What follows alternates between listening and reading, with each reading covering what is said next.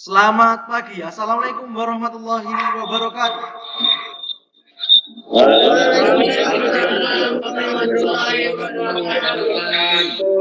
Oke, selamat pagi anak-anak. Gimana kabarnya hari ini semuanya? Sehat ya?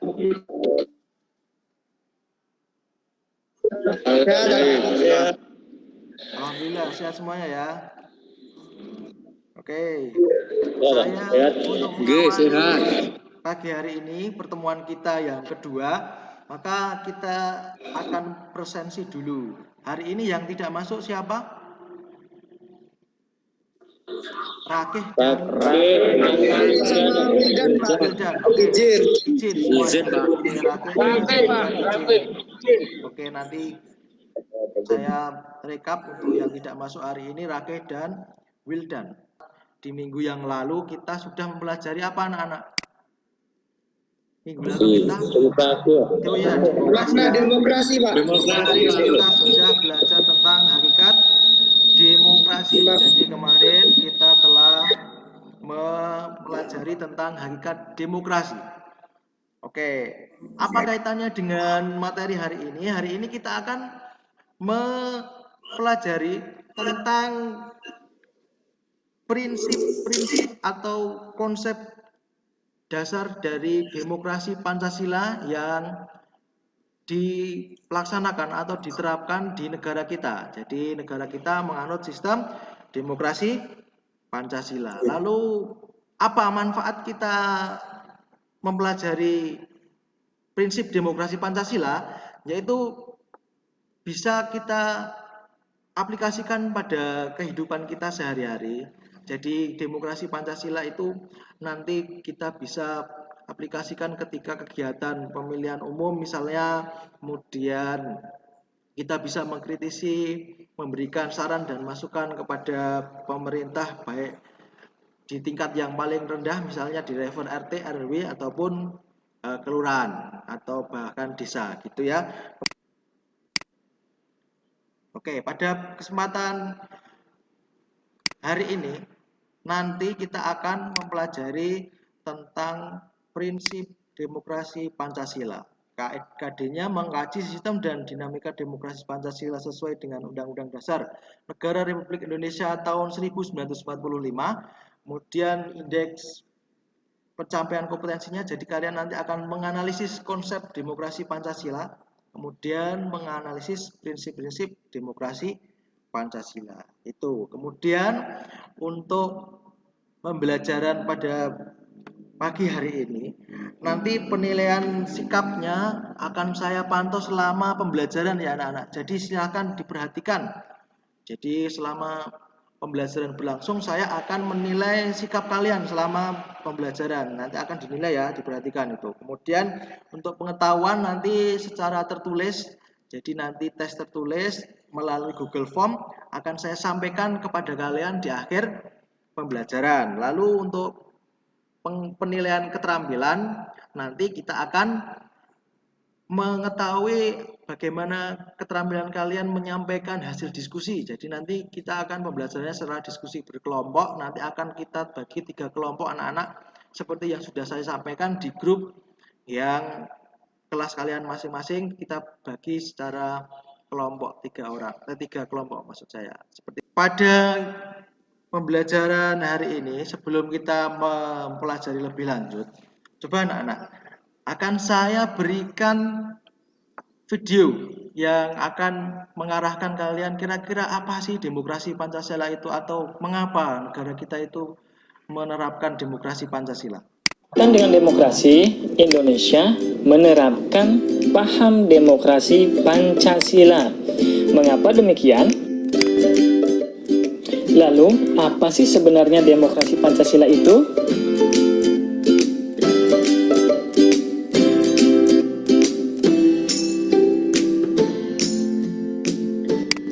Tahu kan lambang negara Indonesia adalah Garuda Pancasila? Nah, di dada burung Garuda itu ada simbol kepala banteng dari sila keempat, yang pada hakikatnya Rumusan demokrasi Pancasila itu sendiri tercantum dalam sila keempat Pancasila. Paham Pancasila sangat sesuai dengan kepribadian bangsa yang digali dari tata nilai budaya sendiri yang sudah dipraktekkan serta turun-temurun jauh sebelum Indonesia merdeka. Kenyataan ini dapat dilihat pada sebagian masyarakat Indonesia yang menerapkan musyawarah mufakat dan gotong royong dalam menyelesaikan masalah-masalah bersama yang terjadi di sekitarnya. Berikut adalah 10 pilar demokrasi yang dikemukakan oleh. Oke, dari video yang saya tampilkan tadi, apa makna atau mengapa Indonesia itu menganut demokrasi Pancasila? Oke, silahkan berpendapat dari 3 kelompok tadi. Silahkan. Saya, Pak. Siapa namanya? Sebutkan. Wisnu Adi Pratama. Oke, Wisnu sama Agus ya tadi. Oke, silahkan. Karena Pancasila sebagai dasar negara. Oh, jadi karena Indonesia berideologi atau berlandaskan Pancasila, maka demokrasinya Pancasila. Oke, yang lain, silakan. Yang lain bisa berpendapat. Menurut kami, karena demokrasi Pancasila sesuai dengan kedaulatan rakyat dan memegang pedoman nilai-nilai Pancasila. Oke, siapa yang berpendapat ini? Rama. Rama ya, Rama kelompok. Dari kelompok 2. Oke, bagus. Tepuk tangan untuk 2 orang tadi, silakan tangan anak-anak. Oke, berani dengan pendapat. Oke, semangat. Oke, hari ini sudah saya bagikan tadi tentang video pembelajarannya ini. Lalu selanjutnya akan saya bagikan, nanti kalian bisa mempelajari materinya. Anda bisa melihat materinya yang akan kami bagikan melalui link ya. Link nanti akan saya kirimkan di WA grup kalian masing-masing ya. Seperti akan saya tampilkan ini. Oke, ini di buku paket nanti halaman 47 sampai 51. Jadi itu yang membahas tentang demokrasi Pancasila yang kita anut. Jadi negara kita itu menganut demokrasi Pancasila. Silahkan digali lagi materinya, ada di buku paket PPKN SMK di Divisi tahun 2017. Oke, kemudian Google Site itu tentang video yang pembelajaran yang tadi saya tampilkan.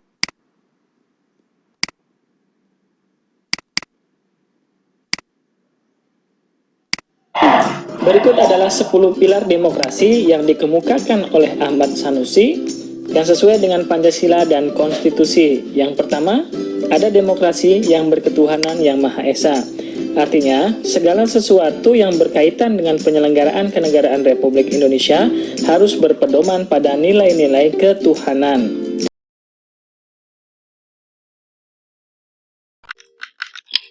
Oke, untuk PowerPoint media pembelajaran prinsip demokrasi Pancasila Anda bisa lihat di depan.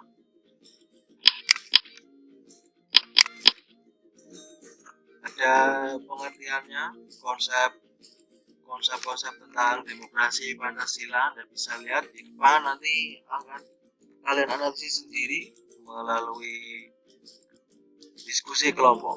Oke, silahkan nanti dilihat di link yang saya akan bagikan di WA grup kalian masing-masing. Kemudian ada aspeknya juga yang akan kalian hormati dan analisisnya. Kemudian prinsip-prinsip dan materi yang berkaitan dengan demokrasi Pancasila nanti silahkan dibuka dan dianalisis secara kelompok.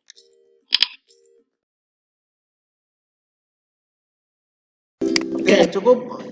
Saya kira itu. Lalu saya ingin tahu, setelah saya bagi secara kelompok di grup tadi,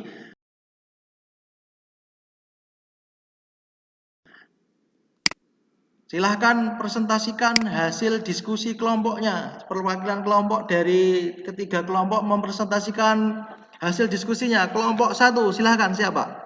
Silahkan. Angga, Pak. Angga? Nah. Oke, Angga, silahkan presentasikan hasil kelompok diskusi kalian.